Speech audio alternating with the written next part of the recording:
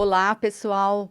Nós estamos aqui hoje para falar mais uma vez o mundo delas e para conhecer uma pessoa encantadora, magnífica, uma mulher que tem toda uma história muito rica e ela vai nos ensinar, vai nos inspirar para, na hora que tiver um momento difícil, ter várias opções para se inspirar e mudar a sua rota. Então, hoje nós estamos aqui com a Adriana Zimber. Ela é a Adriana. Ela vai falar para vocês sobre o currículo dela. Oi, Mar... Adriana, a palavra é toda sua. Oi, Marlene, tudo bom? Eu tenho um currículo longo, bem complexo. Eu estudei várias coisas, sou uma pessoa muito curiosa. E quando eu saí do Brasil, eu tinha 19 anos, eu já estava cursando biologia. Mas eu acabei saindo do Brasil, eu tive um problema muito sério com anorexia nervosa. E no Brasil era muito fácil de conseguir remédios de regime. E eu descobri que a única maneira de eu sobreviver, pesando 47 quilos, era sair do Brasil. E eu fui morar em Israel com a minha família. De Israel eu conheci meu primeiro ex-marido. E de lá nós fomos para o Canadá, nós imigramos para onde ele era, para o país dele, o Canadá. E no Canadá eu fiz faculdade, me formei, fiz minha graduação em moda. Acabei em moda, fiz minha pós em jornalismo e eu fiz meu mestrado em antropologia e linguística. Daí eu voltei para o Brasil e no Brasil eu tive que... Lá no Canadá eu fiz o CELTA ainda, porque a gente precisava me sustentar, precisava me sustentar.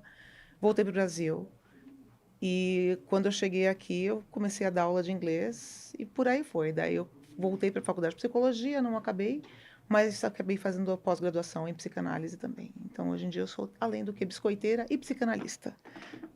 Gente, vocês viram que riqueza, que currículo maravilhoso e quantas oportunidades de mudança, né? Interessante que, diante de um problema de saúde que é extremamente comum, eu também tenho a minha formação, sou pós-graduada em ebiatria, e eu busquei essa pós-graduação, que foi a primeira do Brasil, no Hospital Albert Einstein, para conhecer esse universo do adolescente. E os distúrbios alimentares são muito comuns, né, Adriana?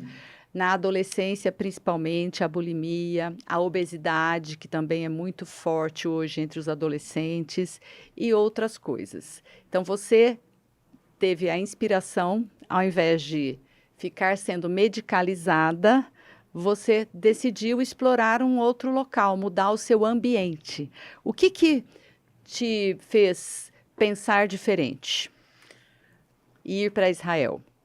Bom, eu tenho família em Israel, mas na verdade é que aqui ninguém estava fazendo absolutamente nada. Os médicos não tinham o que fazer, porque você tem um acesso, tinha na época um acesso muito fácil a remédios de regime. E eu tive um problema muito sério com esses remédios. E a única maneira de eu me policiar, de eu conseguir sobreviver, foi essa. E você, naquela época, uma adolescente, uma jovem, você teve apoio psicoterápico? Não, Alguém olhou para você? Alguém conversou com você? nem nas internações que eu tive para alimentação com sonda, nada. Porque não existia isso. Nem na hospitalização, né? Não, porque eu tenho 50 anos, né, Marlene? Quando eu tive anorexia com 16, 17. Então, naquela época, quase 40 anos Ninguém nem atrás, conhecia o que era uma anorexia. ninguém nem conhecia. Sabiam que você não comia e você se maltratava o corpo e achavam que era um problema da cabeça, que você era louca. E não era uma doença identificada assim, como é hoje em dia. E a prescrição de remédios de regime, eu estou vendo de novo essa loucura acontecer com o Ozempic, né? E me assusta muito ver essa remedicalização estourando agora de novo, mas eu não sou médica, então. Exatamente. Então, hoje nós vamos conversar aqui sobre várias decisões que você tomou para inspirar principalmente as mulheres, para que elas consigam ver que existem outras saídas. E eu falo que quando nós educamos as mulheres, Adriana, nós estamos mudando a sociedade, porque a mulher, ela tem os seus pais, tem a sua família, os seus filhos, ela conversa no trabalho com as suas amigas, ela conversa com a vizinha, ela conversa quando ela está na loja. Então, a mulher ela tem dentro de si essa capacidade de cooperação. Então, é muito bonito, é muito incrível que você tenha uma história muito rica e que esteja disposta a compartilhar conosco. O que que fez lá em Israel de diferente que fez você se encantar e mudar a atitude que você tinha aqui no Brasil, Adriana?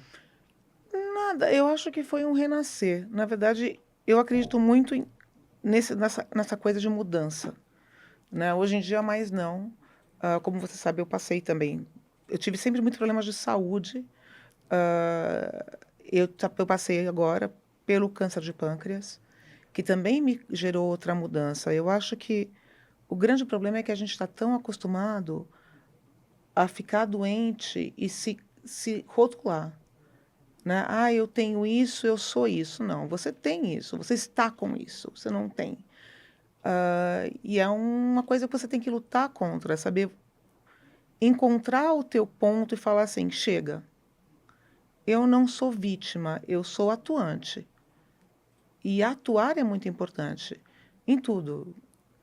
O, o querer mover o caminho, não ficar sentado esperando. E você aqui no Brasil, passando pela bulimia, nessa solidão, né? Uma solidão porque ninguém percebia você, ninguém te ajudava. Vai para Israel e depois vai para o Canadá.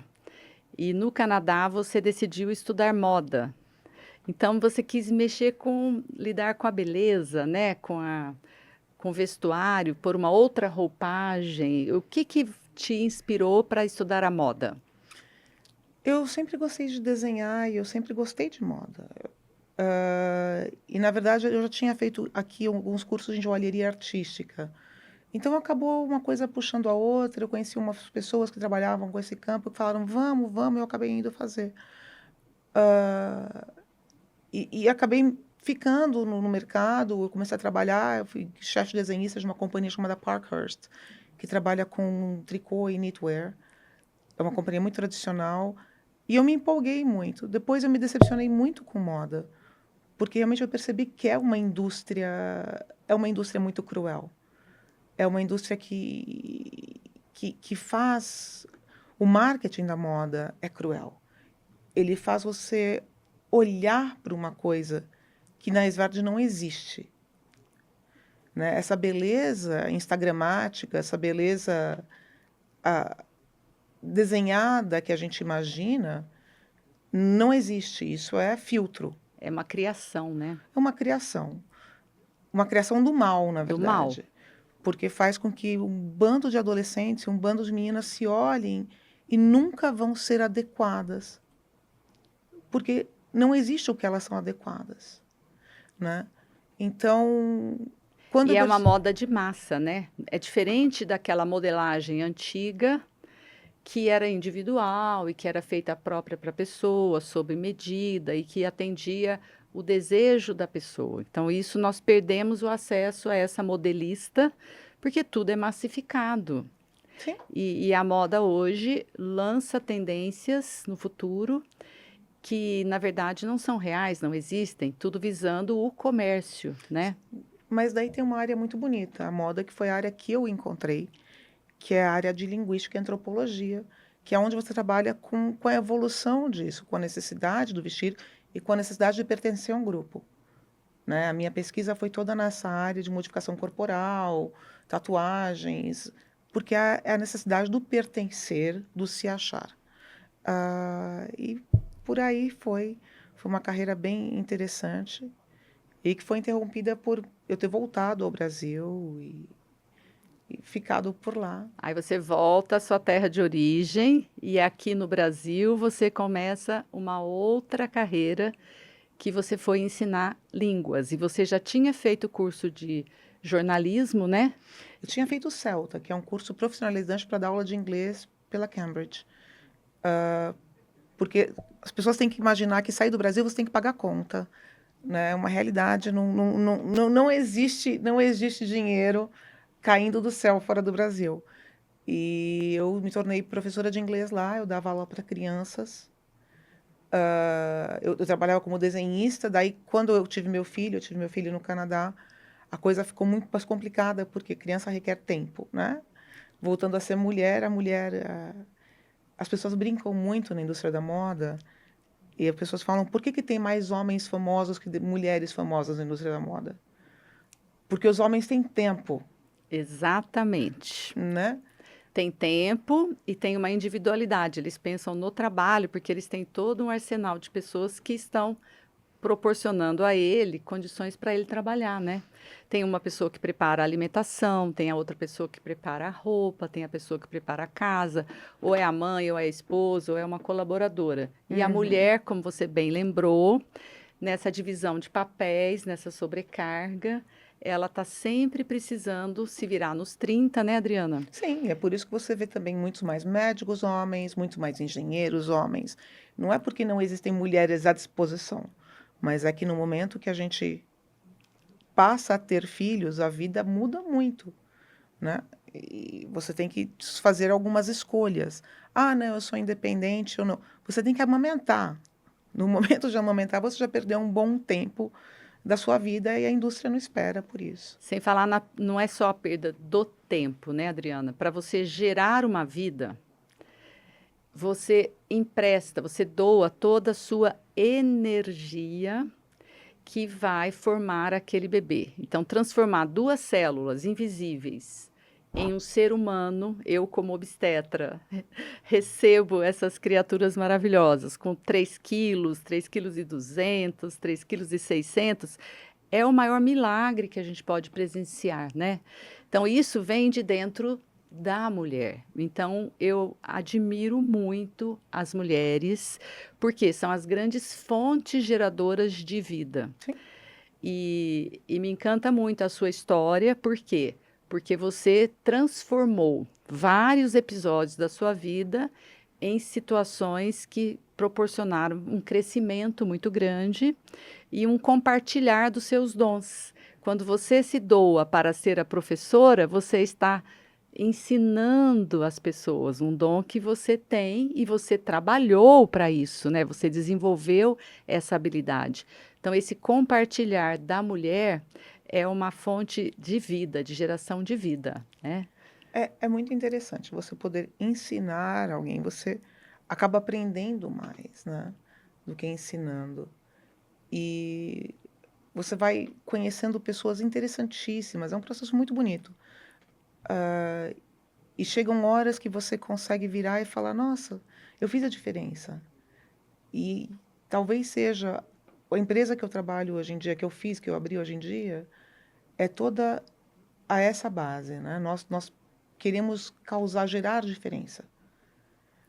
Por isso que a gente trabalha com mulheres acima de 45 anos, em estado de vulnerabilidade social. A gente tenta fazer com que a mulher se empodere da carreira dela, ela se empodere de si. Então vamos agora, você tocou nesse assunto da sua empresa, então agora já é a Adriana, é empresária. Conta para nós, Adriana, da sua empresa, que é uma empresa maravilhosa, foi através dos seus produtos que nós nos conhecemos, e eu quero muito conhecer o que levou você a montar essa empresa. Vamos lá. Essa história é uma história muito interessante e ela também é a história que sai bem do padrão, que a gente está falando muito de mulher e feminismo e dessa área da gente lutar contra esse estigma, né, de se a mulher ficar em casa, esperar, super pró-amamentação, super pró os que ficam em casa, mas desde que elas façam porque elas querem, não porque é uma condição social.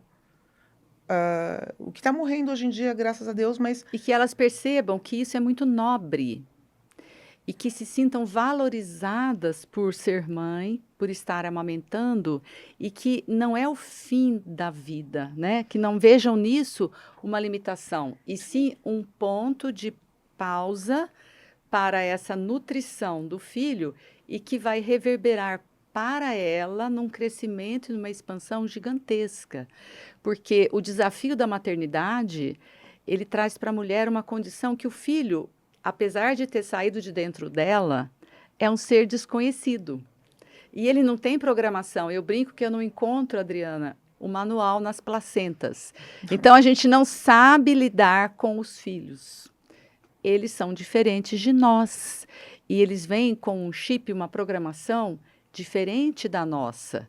Então, cabe a essa mãe, a esses pais, né? Vamos colocar o papai junto, observarem este filho e acreditarem que ele veio através deles. Então, o que eles, pais, têm de habilidades, esse filho já traz e tem mais capacidade para desenvolver e ir além dos pais, né? Então, eu acho que a mulher precisa perceber, essa mulher que pode estar se sentindo presa, tolhida da sua atividade profissional por um momento, porque está amamentando, está cuidando de filhos, que ela perceba que por detrás desse ato de amor tem algo muito grandioso sendo fomentado, sendo trabalhado para que ela também tenha acesso a isso. Conta para nós, como foi que você desenvolveu a sua empresa? Então, eu, em 2019, eu fui diagnosticada com câncer de pâncreas. Eu tenho uma mutação genética, que sim veio da minha mãe, a gente já descobriu de onde veio, que chama BRCA2. Existem dois tipos, tem a BRCA1 e a BRCA2. Geralmente não acontece em mulheres jovens ainda, porque 45 anos, hoje em dia é uma mulher jovem. Eu desenvolvi o câncer de pâncreas. O que vai causar geralmente é um câncer de seio, um câncer de ovário, rarissimamente câncer de pâncreas. E no meu caso acabou causando porque eu tive uma vida realmente, eu comia muito mal, eu estava muito acima do peso, eu não me exercitava. E hoje em dia eu aprendi que não se tem que comer para dieta, mas tem que comer para estar bem. Né? Eu sou a inimiga número 1 dos processados, do ultraprocessado não entra na minha casa. Eu detesto qualquer coisa ultraprocessada. Comida que não seja comida de verdade. E que é um ponto que a gente vai chegar, porque não é tão difícil quanto parece comer de verdade. As pessoas acham que comer de verdade é um luxo. Não, não é um luxo comer. De verdade é o bom, é o certo e é o barato. E eu fiz uma cirurgia muito grande e dentro dessa cirurgia eu perdi várias partes do meu sistema digestivo. E eu não podia me alimentar e eu estava em químio. Durante a químio, eu gosto muito de beliscar. Eu sou um rato, eu gosto muito de beliscar. E eu levava muito polvilho, porque me ajudava muito com a náusea. Polvilho me ajudava muito com a náusea na químio. E é uma boa dica, na verdade, ajuda muito com náusea, polvilho. Não sei por Inclusive quê. na gravidez. Então, nunca entendi É o porque porquê. ele é salgado e seco. E o alimento que melhora o estômago, ele é gelado, ácido, salgado ou seco. E o polvilho tem essas duas características, salgado e seco. Nossa, era um santo milagre. É. E só que daí o polvilho, as nutricionistas viravam para mim e falavam assim, mas não tem nada para ti aí. Isso aí é caloria vazia. E eu gosto muito de cozinhar. Elas falavam, por que você não começa a fazer os seus próprios biscoitos e colocar outras coisas? E eu comecei a pesquisar. E eu levava os biscoitos e elas comiam, e eu fui aprimorando os biscoitos, e ela chegou na Plantária. E daí elas começaram a comprar entre si, vender, assim, foi uma coisa muito legal. E eu me satisfiz e a gente criou um produto extremamente nutricional, cheio com um monte de coisas super nutritivos, a palavra é. Super nutritivos, à base de purê de vegetais. Com, claro, farinha de grão de bico, farinha de amêndoa. E eu me tornei vegana. Eu passei a não conseguir digerir muitas coisas e glúten para mim se tornou um pesadelo, porque eu também não faço digestão de glúten e lactose muito menos. E o meu corpo, como você falou, né? O corpo escolhe o que ele quer. O meu corpo escolheu o veganismo, né? O plant-based, na verdade, não é nem o veganismo. E as pessoas falam, você não deveria estar aqui. Sim, eu deveria estar aqui. Emocionalmente falando, mas clinicamente falando, era muito difícil. Eu tinha 5% de chance de sobrevivência. E eu me prometi, quando isso aconteceu, que se eu sobrevivesse, eu iria fazer alguma coisa em pró à humanidade, em pró, pelo menos, a algumas pessoas. E eu comecei a pensar quem que eu poderia ajudar, como eu poderia ajudar. E, é claro, a gente cai na mulher vulnerável, a que tem problemas que realmente não são um terço em relação, assim, problemas, por exemplo, não Inimagináveis. imagináveis, Inimagináveis. de A não, gente não consegue imaginar, né? não, de não terem certidão de nascimento, Puxa vida. de apanharem de marido, porque não podem sair, porque não tem para Então, onde você, sair. desde que criou a Plantare, você já criou pensando em ter no seu time essas colaboradoras.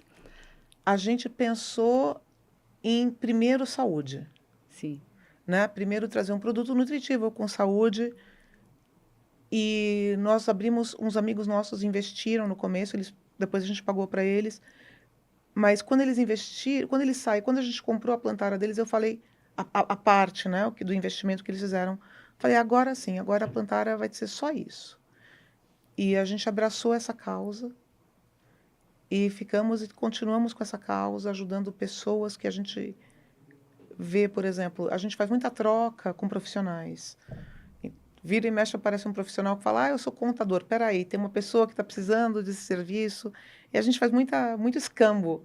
É muito interessante Que porque é a moeda mais moderna que é a existe. moeda mais moderna que existe. Diga-se de passagem, é a moeda mais moderna que existe. Então a Plantera É um trabalha. resgate, né, Adriana? É muito, mas mesma coisa que a alimentação saudável é um resgate. Existe um saudosismo, né? Parece que a gente está vivendo hoje em dia. E a gente está Porque o crescendo. escambo não é uma troca de dinheiro, é troca de energia. Uma troca sem. Você não põe um valor, você não coloca um valor fixo. Você coloca, eu tenho X, você tem Y, eu preciso de X, preciso de Y. E a gente faz muito, uma coisa muito legal que tem acontecido. A gente conseguiu já alugamos apartamentos para algumas pessoas, cursos. A gente faz questão de. Quando a gente traz alguém para a Plantara, a gente não pergunta do passado. O meu passado não importa. Eu tenho títulos, não importa que eu tenha títulos, isso não é relevante. O que importa é o amanhã, o que que essas pessoas querem hoje e amanhã. Então, algumas chegam para a gente e falam assim, olha, Adri, eu quero ser chefe vegana. Daí a gente vai, acha cursos de chefe vegano, oferece, dá aulas de culinária vegana, daí consegue para essa pessoa curso. Então, a gente vai trocando.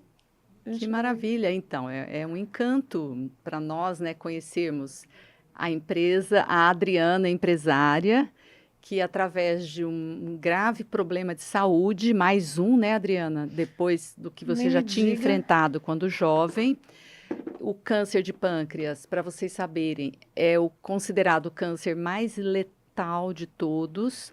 Uma pessoa que tem o diagnóstico de câncer de pâncreas tem uma estimativa de vida, uma expectativa de vida em torno de 5 a 6 meses. É um câncer que progride rapidamente, porque na época do diagnóstico, muitas vezes já tem metástases, né? O câncer já espalhou pela cavidade abdominal, que é muito ampla, pelo fato do pâncreas ser um órgão mole, quando ele começa a expandir pelo tumor, não causa dor inicialmente. Então, os sintomas são muito inespecíficos. E quando a pessoa percebe o crescimento abdominal, mal-estar, febre, é comum ter febre, o câncer já espalhou. Então, é dificílimo nós termos o que nós temos hoje aqui, uma pessoa que passou pelo câncer de pâncreas e que se curou. E, além de se curar, transformou a vida dela numa realidade muito melhor para ela, mas principalmente para a sociedade como um todo. Então é muito lindo conhecer você, conhecer a sua história. E eu tenho certeza que vai inspirar muitas pessoas que vão nos ouvir, que estão nos ouvindo, porque você é rara. Eu acho que uma coisa que eu gostaria de deixar, que eu sempre falo para todo mundo, para os ouvintes de todos, eu falo muito sobre isso. Eu trabalho muito com pessoas que estão lutando contra câncer. Eu faço muito aconselhamento, principalmente de pacientes com câncer de fígado e pâncreas. Muitos médicos direcionam eles para mim, inclusive enfermeiras, eles direcionam eles para mim, porque existe uma coisa que a gente descobre no câncer, que só quem teve câncer consegue entender. Se torna um clube, né? Um clube meio maluco, mas é um clube. A grande cura dele está dentro de você. Então, é besteira a gente ficar, claro, parece, é muito demagogo também, ficar falando, não, você pode mudar. Às vezes o corpo não ajuda, mas se você não muda a tua alimentação, se você não descobre mover o corpo, né? Quando eu fazia químio, o meu médico, eu tenho um médico muito bom, muito iluminado, falava para mim assim, você vai levantar e vai sair e vai andar. Mas como? Eu acabei de fazer, estou com a bomba de infusão. Você vai andar. Exercício físico vai salvar a tua vida. E realmente foi o que salvou minha vida. Foi a alimentação. Claro, a quimioterapia, pelo amor de Deus, A faça tudo. cirurgia primeiro. Cirurgia, primeiramente. Então, assim, existe um protocolo médico que tem que ser feito. Tem que ser feito. Não Concordo com você, não tem jeito. Muita gente vem falar comigo, Marlene, e eu fico horrorizada. Porque eu trabalho com várias pessoas que me ligam para conversar sobre câncer. Eu estou com câncer de seio, eu vou fazer um tipo de alimento. Não. Eu falo, você faça o que você quiser. Acho mó legal esse alternativo, vou para isso. Desde que você faça o protocolo médico. O protocolo médico é fundamental para o tratamento do câncer. Sim. Né? Nem adianta quererem falar para você que existe cura milagrosa, não existe.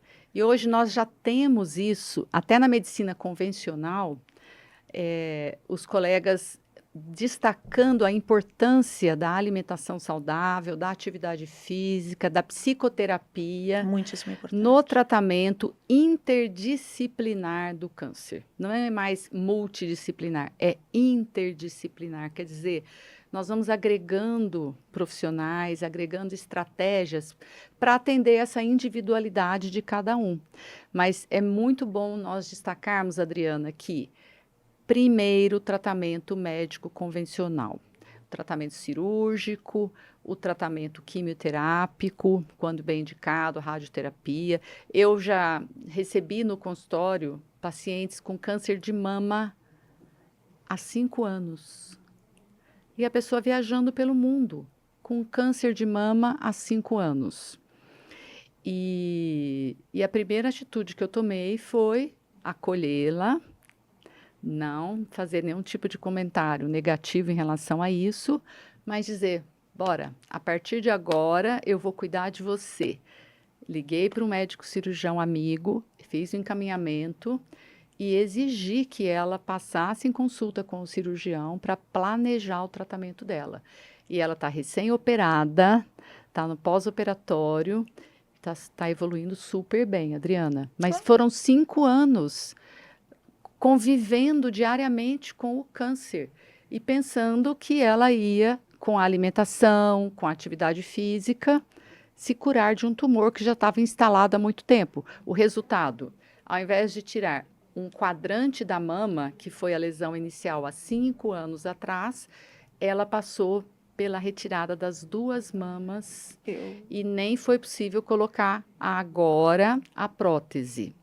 Porque primeiro vai ter que tratar metástases para depois fazer o tratamento reparador. Então, o estrago foi maior, né? Mas eu tenho certeza que foi uma decisão muito acertada dela agora, pelo menos, buscar o tratamento, né? E podemos falar, se você quiser também, trazer ao ponto a mastectomia preventiva. Sim, então, você teve, né, Adriana, um diagnóstico de uma alteração genética. Então, isso é uma estratégia também nova na medicina, porque nós não tínhamos acesso a esses exames no passado. E agora, através da engenharia genética, nós podemos conhecer o DNA e conhecer as mutações gênicas que proporcionam condições favoráveis para a manifestação de determinados tipos de cânceres. Pode ser que a pessoa nunca tenha o câncer, que está ali presente na mutação? Pode, mas existe uma alta probabilidade. Então, é muito comum as pessoas que têm a mutação desenvolverem os tumores e as que não desenvolvem aconselhadas pelos médicos, fazem o tratamento profilático, que é a cirurgia profilática. Então, conta para nós, Adriana, essa decisão também que você tomou corajosamente de seguir a recomendação do seu médico, depois de tratar do câncer inicial, que foi o pâncreas, passar por outras cirurgias. Foi uma decisão muito importante, principalmente porque elas mexem muito com o psicológico da mulher, né? A mulher é o útero, o ovário e os seios. No começo, eu fiquei muito chocada, porque mexe com menstruação, mexe com hormônio, mexe com a sua ideia do ser mesmo. Com a sexualidade. Com a sexualidade. Você passa a ter que utilizar hormônios, reposição hormonal. Você se sente muito mais velha, porque é uma coisa que a ideia, né, de você entrar na menopausa é uma ideia, você se sente muito mais velha. Sim, e mesmo que você utilize o hormônio, não é igual ao hormônio que seu ovário produzia. Então, não fica igual. Não. Mas é uma decisão muito importante. E eu não me arrependo, pelo contrário, não me arrependo em hipótese alguma de ter feito. Na verdade, eu vou te contar, com o útero e o ovário teve uma melhoria de vida incrível. Olha isso. Para mim, foi a melhor decisão que eu fiz até hoje na minha vida, foi retirar o útero e o ovário. Você tem uma liberdade incrível, né? A mastectomia é muito mais complicada porque ela é muito visual. E sempre vai existir aquele tabu da sociedade.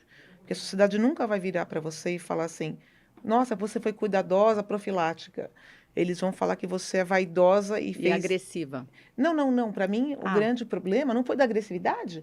Para mim, o grande problema foi as pessoas julgarem que eu tinha colocado próteses. Por vaidade. Por vaidade. É muito, muito difícil você explicar para as pessoas que você tem o direito sobre o seu corpo. O seu corpo é seu. E sociedade nenhuma pode virar para você e falar que você está certa ou errada em colocar prótese ou não colocar prótese. Você lida com o espelho. Não é a sociedade que lida com o espelho. Você acorda no seu corpo todos os dias. Então, existe uma culpa muito grande acarretada à mastectomia. Preventiva, principal. Mastectomia por câncer, não. Mas a mastectomia preventiva ainda tem um tabu gigantesco em cima dela. Se eu sou contra ou a favor, cada caso é cada caso, cada ser humano é ser humano. Para mim foi muito difícil,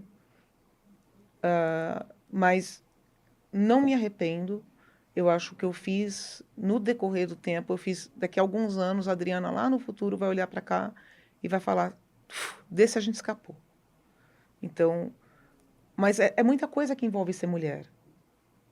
Né? A gente carrega um peso nas costas, Marlene, tão absurdo, que mesmo as mudanças corporais que a gente faz, para o nosso próprio bem, para o nosso corpo, são julgadas. Então, a gente está sempre acorrentada a ser linda, ser magra, ser bem de vida, estar arrumada, maquiada, ter filhos, criar bem os filhos, porque se o filho não dá certo, a culpa é da mãe. Né? Então, ser mulher é muito difícil. E entender que a gente tem essa liberdade e que nós somos donas da nossa certidão de nascimento, que até um tempo atrás a gente não era, né? Você sabe que em alguns cartórios ainda aprendem. Nós temos direitos a ter direito à certidão de nascimento. É uma coisa muito nova. E muito, muito interessante. Eu acho que o futuro vai trazer uma mulher 3.0 da gente. Espero que sim. A evolução da mulher, ela passa por muitas etapas e eu considero que está muito acelerada. Eu sou ginecologista há mais de 30 anos, então eu acompanho essa evolução, Adriana. E eu não sei se eu sou muito otimista, eu consigo ver o copo cheio, mas eu fico encantada de ver como as mulheres superam os desafios, como elas conseguem criar situações novas, e isso motiva as outras mulheres, né? Porque é uma inspiração. E a liberdade que nós temos hoje de mostrar isso, de divulgar através de livros, do que nós estamos fazendo aqui, divulgando através da internet, através de palestras, vai fazendo com que outras mulheres percebam que elas têm esses anseios, que também têm esses direitos e se unam para ter outras possibilidades, né? Então, nós temos hoje as mentorias de mulheres, os grupos de mulheres, e eu vejo que a mulher hoje moderna, cosmopolita, ela está focada nesse crescimento e nessa união, como antigamente as mulheres se uniam para trocar ideias, né? A menina, ela era educada pela avó, ela conhecia como lidar com o seu corpo através da sua avó, porque a mãe já estava trabalhando, né? Uhum. Na nossa geração, a mãe já estava no mercado de trabalho. Então, a menina ficava com a sua avó. E por mais que a avó tivesse muitos pudores em relação a muitas coisas, ela passava o conhecimento que ela tinha para essa menina. E, de certa forma, muito da sociedade de hoje, a menina de hoje, ela sofreu essa ruptura. Por quê? Porque ela não está em contato com essa avó, porque a avó está no mercado de A trabalho volta no ainda, mercado de trabalho. né? E a menina está na escola, está na creche, ela está com pessoas que ela não tem essa intimidade. E por mais que ela tenha relacionamento, não pertencem ao seu clã familiar.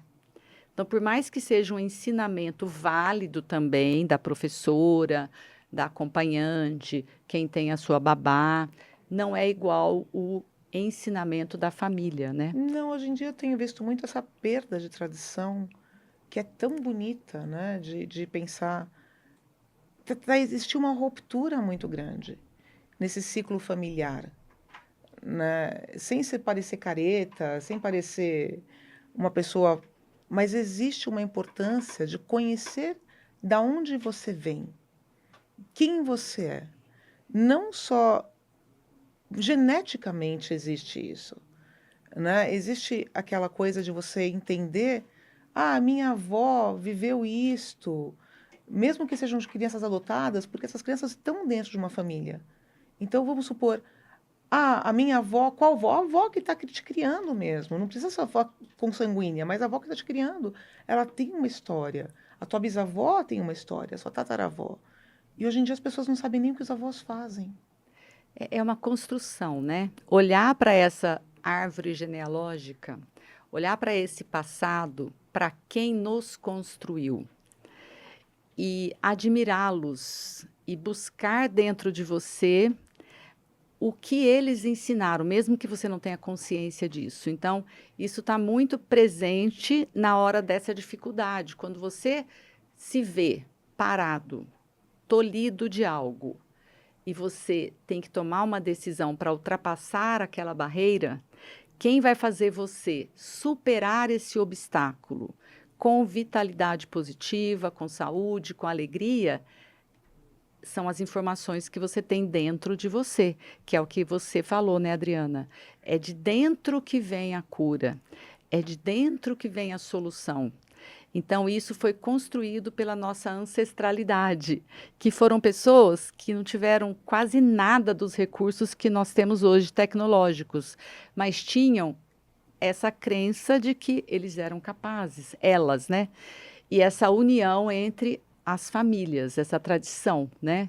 Que precisa e merece ser resgatado. Eu presencio muito isso também na relação da paternidade e maternidade, porque as meninas de hoje, elas não querem as mães perto, elas preferem outras pessoas estranhas ajudando a cuidar do bebê, negando como se a mãe não soubesse o que é necessário para cuidar do bebê.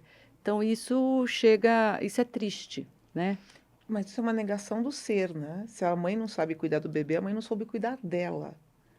Então ela está falando que ela não é capaz. E ela não foi cuidada por essa mãe de forma adequada, assim. Nós não podemos julgar, mas vamos combinar que a maioria das crianças ficaram 6 meses, quando muito, com as mães e depois foram levadas para a escolinha. Então, quebra-se esse vínculo, né? É o vínculo que a gente tem passado muito pela sociedade, essa sociedade ultracapitalista, que infelizmente não deixa a mãe ser mãe por muito tempo, né?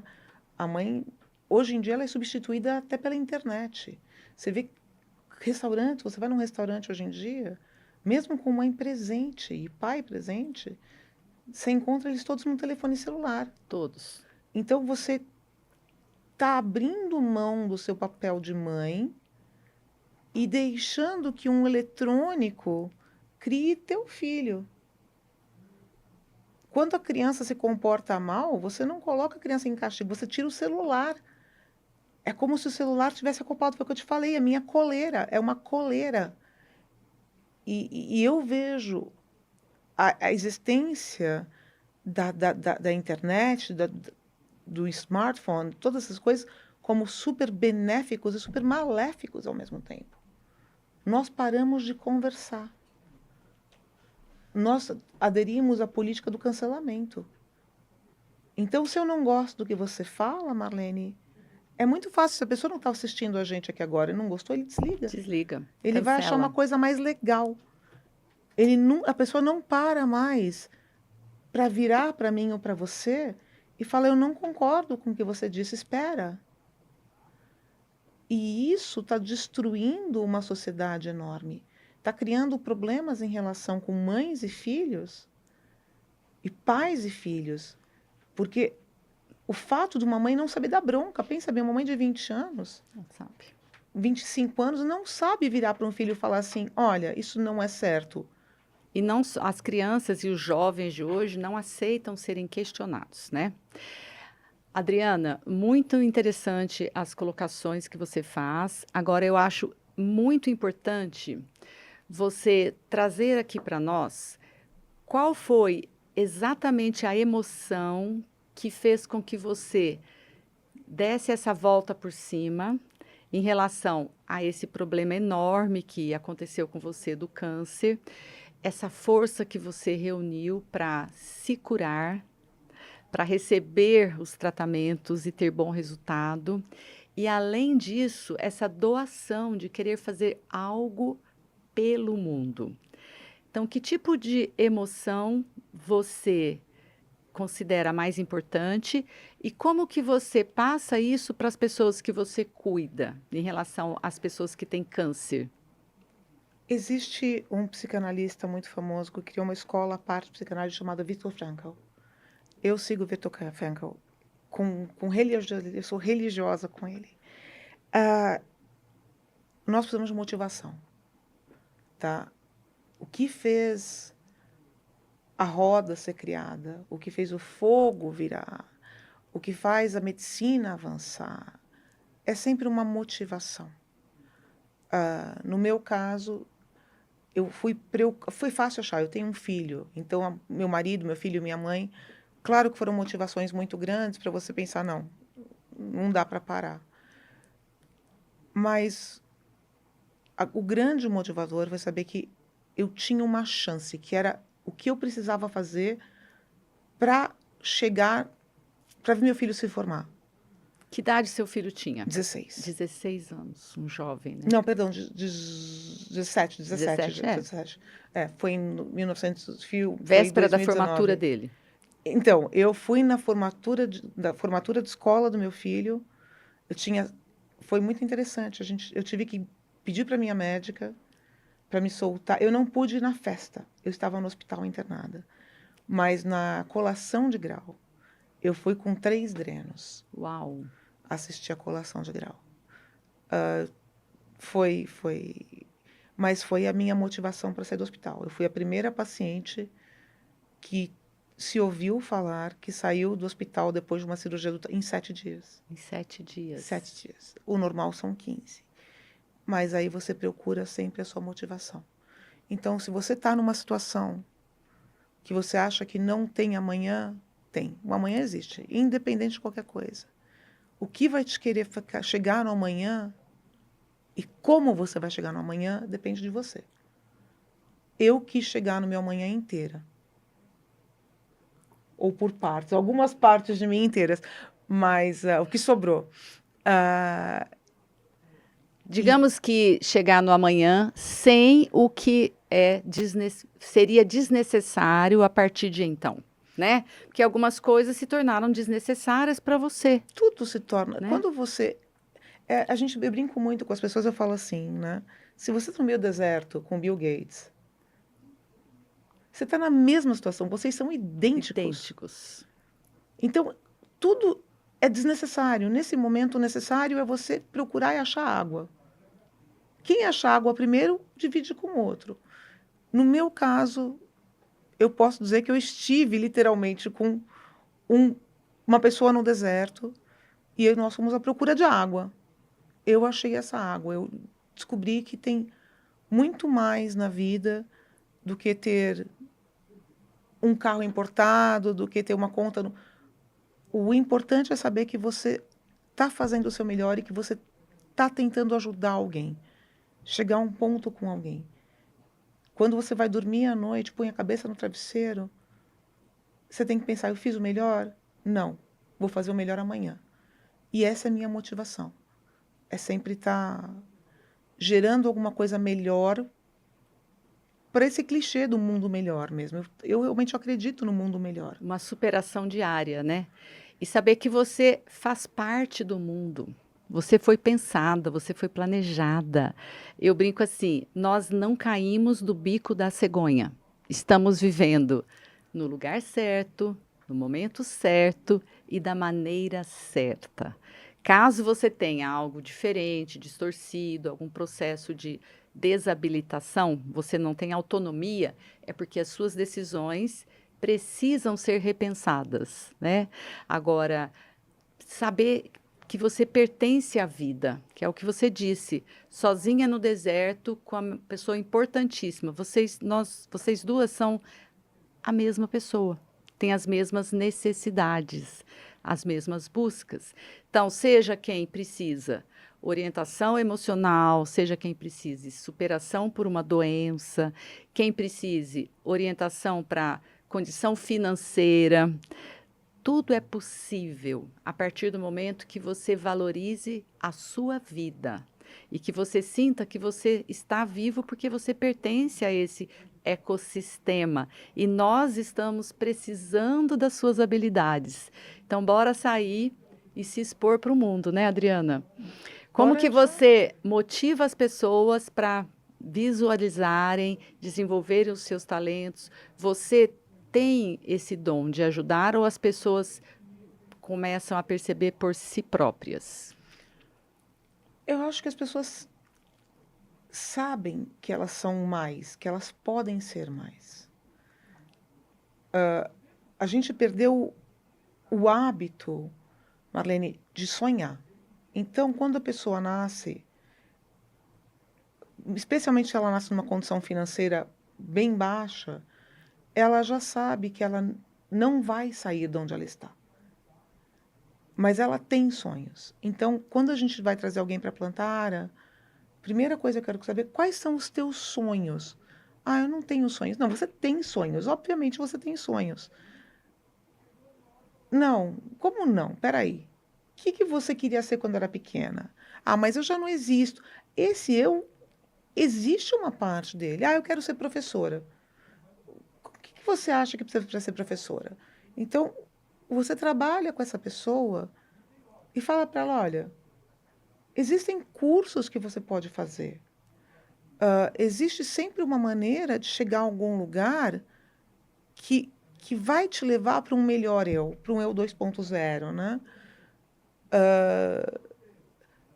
Talvez não seja, vamos supor, né, um curso no Cordon Bleu, se você quer ser chefe, mas você pode fazer um curso numa escola menor, mais acessível nesse momento, começar a trabalhar numa indústria e achar, ou ser autodidata. Existem muitas maneiras de você ser mais, né? O que você não pode é achar que isso é suficiente. Aceitar, né? Aceitar. Achar que é suficiente. Porque, na verdade, é isso que a sociedade quer. Porque a sociedade precisa de mão de obra. Então, foi criada uma condição, né? No inglês a gente tem muito isso, né? Do blue collar and white collar. que as pessoas de colarinho azul, que são feitas para serem operárias, são desenhadas. A sociedade desenha classes e fala que porque você tem X e você tem Y, você... E isso é que eu não quero que as pessoas vejam. As meninas, quando estão trabalhando comigo, elas falam assim, mas você faz fornada? Claro que eu faço fornada. Você põe a mão na massa? Nossa, outro dia uma delas tirou a minha caneca para lavar. Falei, pelo amor de Deus, é minha caneca, eu vou lavar essa caneca. Não, eu vou, você é a chefe. Me ofendeu profundamente. Eu fiquei totalmente assim, nossa, eu não sou chefe de nada. Nada, porque eu não acredito nessa ideia de eu ser superior a alguém. Eu sou contra isso. Nós somos mulheres lutando por uma empresa que vai dar para você o aluguel, para você um curso e para mim a possibilidade de trazer. Esse ano foram 5 mulheres, o ano que vem vão ser 10. Qual foi a contratação que você julga que foi mais maravilhosa? Aquela pessoa que você foi fundamental para transformar? Que história mais linda que você tem para contar para nós? A história mais linda que eu tenho para contar foi uma pessoa que chegou para mim e ela estava sem certidão de nascimento. Olha. Brasileira? Brasileira. E numa situação desesperadora. E ninguém nem sabia como conseguir uma certidão de nascimento. E a gente conseguiu a certidão de nascimento. E essa pessoa agora está podendo voltar para ver a família dela, que já faz muitos anos que ela não vê a família. E ela está voltando agora para ver essa família, para visitar essa família, fora de São Paulo. E é uma pessoa que trabalha lindamente, que trabalha com amor, com uma paixão. E eu gosto muito de pegar essas meninas e trazê-las para fazer em feiras, eventos com a gente. E nós fazemos eventos que tem nutricionistas, pessoas altamente qualificadas e tudo. E quando me perguntam, nossa, quem faz? Eu gosto muito de mostrar e falar que são elas, né, que fazem os biscoitos, porque são elas que fazem os biscoitos. E os biscoitos são deliciosos. Vocês precisam depois experimentar, comprar, né? E provar dessa alimentação que é maravilhosa. Então, eu concordo com você que eles são maravilhosos, modéstia à parte. Mas eu gosto de dar esse crédito para elas. E uma vez uma mulher lindíssima, assim que nem você, lindíssima, chegou para essa funcionária em particular, que estava trabalhando no AVP comigo. Né? A AVP é o maior congresso, provavelmente, do mundo de nutrição. Nutrição funcional, é um congresso incrível. Eu amo a AVP. Amo a Valéria, um beijo para você. Ah, eu adoro ela também. Todas as meninas lá. E essa nutricionista super chiquérrima, lindésima, chegou para essa minha pessoa, minha funcionária, que é super oprimida, né, que tinha virado para mim e falado, você pode pegar alguma coisa para me experimentar naquilo? Porque eles não dão isso para a gente. Como para mim eles dão e para você não dão? Eu já tinha ficado indignada. E essa nutricionista veio e falou assim, você tem mão de fadas. Pegou na mão da minha funcionária e beijou a mão da minha funcionária. Que lindo. Foi assim... transformador para ela, né? Para mim também. Para você também, claro. É fruto seu. É filha sua. Para mim também. Ela virou a Cinderela nesse momento. Isso não tem preço, né, Adriana? Não. Isso não tem preço. Não. Então, eu acho que quando você vê essa somatória de coisas, né? A gente teve a experiência da Vanessa Camargo agora, super Vanessa Camargo, provar o que a gente faz. E eu fiz questão que a funcionária que estava comigo fosse a pessoa que falou com ela, que lidou com ela. Porque é isso, é você entender que existe mais do que o teu brilho. Você não precisa ser o sol. Você saber que você pode ser uma estrelinha e estar lá dando força para o sol já é bom o suficiente. É bom, é gostoso o suficiente. Eu imagino a sua alegria, a sua satisfação ao perceber tudo isso. E essa é uma história, né, Adriana? Imagina quantas que você visualiza e tem contato no dia a dia, porque realmente é muito transformadora a sua ideia, né? Por isso que a sua empresa é um sucesso, os seus biscoitinhos, que que são mini craques, assim, saborosíssimos, né? O que eu mais gosto é o de abóbora, o cabotiã, né? Maravilhoso. O de chocolate também não posso deixar de falar, né? Mas ele tem um pouquinho de açúcar, então eu prefiro os salgadinhos. E aí a gente vê que por detrás de tudo isso tem a sua alegria, a sua energia, tem a sua vibração e de toda a sua família. E isso é marcadamente positivo para fazer a diferença em cada pessoa que adquire o seu produto. Quer dizer, você espalha a Adriana por onde passa, né? E saber da sua história, saber de quem fez aquilo, transforma essa experiência em algo muito além da gastronomia, porque a gente percebe toda a energia que tem ali. Eu costumo dizer que a nossa célula é como se fosse o computador. A parte física, ela tem a estrutura física, mas ela precisa de funcionar através de uma energia. Quem alimenta o computador é a bateria que é ligada na eletricidade. Quem alimenta a nossa célula são 3 As: ar, água e alimento, Adriana. Alimentar-se é nutrir a alma. Comer é colocar algo dentro do seu estômago. O jeito de falar já tem a diferença. Então, descobrir qual é o alimento que traz para você essa plenitude de alma, que faz você conectar-se com seu propósito e se expressar dessa maneira de melhoria contínua, é uma dádiva. Não são todas as pessoas, né, Adriana? Não. Mas elas podem, quem está nos ouvindo, pode, tomando conhecimento disso, buscar orientações, decisões, para que consiga, sempre e o mais rápido que conseguir, galgar esse espaço, né? E, para complementar, o que, que o computador faz? Faz o que ele está instalado, o programa dele. E eu preciso ter o computador de acordo com o que eu quero que ele faça para mim.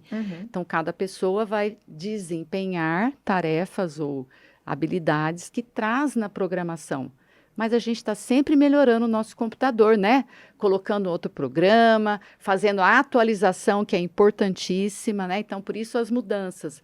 Cada mudança, uma atualização no programa da célula. E é isso que faz acontecer esse espetáculo que está aqui diante de nós, que transformou a vida dela em algo muito grandioso para a vida de todos nós, em especial diretamente para as pessoas que são as suas colaboradoras, que podem provar diretamente do que você provém a elas através do que elas recebem. A gente não pode deixar de valorizar o dinheiro, que é uma energia também, principalmente quando ele é feito assim com todo o amor, mas também através das trocas de serviços que você dignamente e muito modernamente já Muito pôs em modernamente. prática. Bom, tão gostoso conversar com você, Prazer é Adriana. Eu todo acho meu. que nós falamos de várias coisas muito importantes. Eu quero que você conclua aqui, deixando uma mensagem para todo mundo que está nos assistindo e deixando também muito sobre você. Meu filho me falou uma coisa que... Ele me falou duas coisas sobre mim, que eu acho que são 2 coisas que são realmente Gente, muito... o filho dela é lindo. Eu o conheci esses É dias um por amor. acaso. Ele é Ele lindo. é um amor. Parabéns, Adriana. Obrigada. Ele me trouxe 2 coisas sobre mim que eu sou muito orgulhosa. Ele, no TCC dele, escreveu que ele agradecia a mim, entre outras 1000 pessoas, mas não vamos trazer as 1000 pessoas, mas ele me agradeceu por nunca deixar ele desistir. Falou, a minha mãe que nunca me deixou desistir. Eu nunca vou deixar ninguém desistir. Eu acho que desistir não é uma opção. Não é uma Não opção. existe. É a pior opção que você tem é desistir. Nunca desista. E a outra é que pessoas felizes não tornam a vida de outras insuportável. Olha, Então, eu acho que você descobrir que você tem uma missão e ir atrás dessa missão e não desistir e deixar que a sociedade não te deixe que a sociedade te ponha limites. É a única coisa que eu posso falar. siga seu médico, ouça as orientações, mas não é porque as coisas não indo da maneira que ele espera que vão acabar como ele espera. Cuide do seu corpo e medite, que é muito importante. A meditação é muito importante também nessa área toda, mas é só isso. Eu tenho mais a aprender do que a ensinar. Então, Muito obrigada. E tenho certeza que todo mundo aprendeu muito com a Adriana. Nós aprendemos muito com você. E fica aqui o convite para todos vocês conhecerem a empresa que ela montou, que é a Plantara Veg, que está disponível em vários mercados e também na internet, né, Adriana? E se deliciarem com esse alimento de verdade e sentirem a sensação que você vai ter quando tiver contato com essa nutrição verdadeira. Muito obrigada e vamos aguardar vocês consumirem a Plantara.